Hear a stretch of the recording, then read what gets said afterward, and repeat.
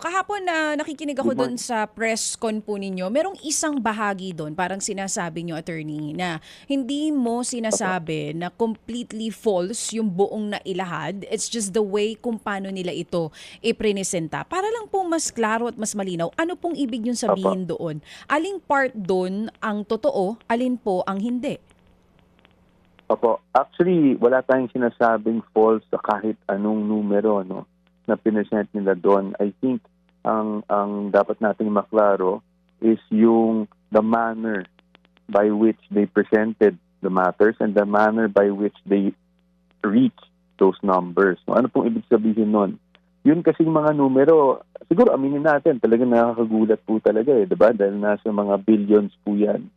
Pero the way po kasi that AMLAC does, as far as I know, no, the way that the AMLAC, kasi transactional sila eh, transactions ang binibilang nila dyan.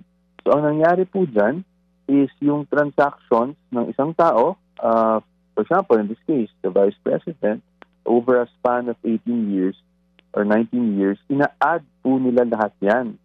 So, ibig sabihin, lahat ng iyong nagawang withdrawal, lahat ng pumasok na pera o deposit sa bangko mo, lahat ng fund transfer, whether to another bank account or to an account that you to another account that you also own, lahat po kasi yan, ina-add lang yan. Bali simple addition lang po ng lahat ng naging transactions. That's why, ang posisyon po natin ay hindi po accurate yan.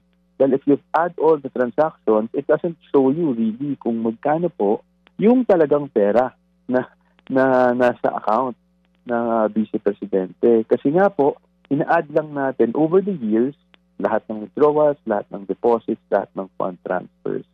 So, siguro to simplify, kasi baka malabuan pa rin po ating mga kababayan. Mm-mm. For example po, meron po akong 2,000 pesos na dineposit ko po sa account ko. So, meron tayong deposit or sabi nila inflow na 2,000 pesos.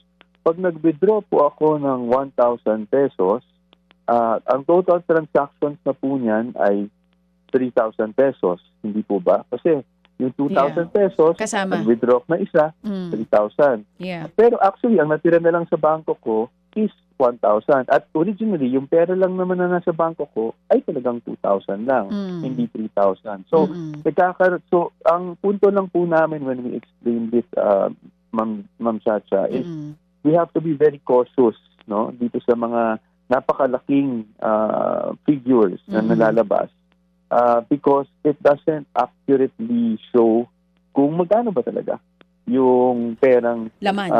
dumaan Oo. o nasa laman ng mga account po na yan.